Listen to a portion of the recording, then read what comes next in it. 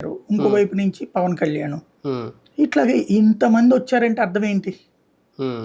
ఇప్పుడు Jagan అనేటువంటోడు after all దేనికి పనికిరాడు అనుకుంటే ఇంతమంది ఎందుకు రావాలి? హ్మ్. అవును.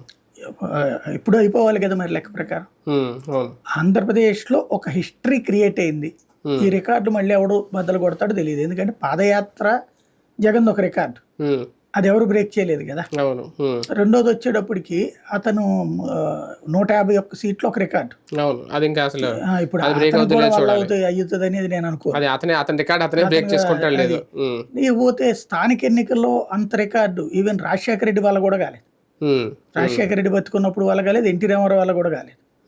అన్ని సీట్లు సాధించడం అనేటువంటిది 80% సర్పంచ్ స్థానాలు, అట్లాగే జిల్లా పరిషత్తులు క్లీన్ స్వీప్, అట్లాగే ఇది మన మున్సిపాలిటీలు 75కి గాను 73, రెండోసారి 21కి గాను 19. అంత భారీ విజయం ఎప్పుడుందని ఎప్పుడన్నా మున్సిపాలిటీలు మొత్తం 100 వేసుకుంటే 100లో 2, 3 వీళ్ళకి వచ్చినాయి. అది కూడా ఒక లాటరీ ద్వారా, మిగతాది ఒక కౌన్సిలర్ ఇట్లాంటిది.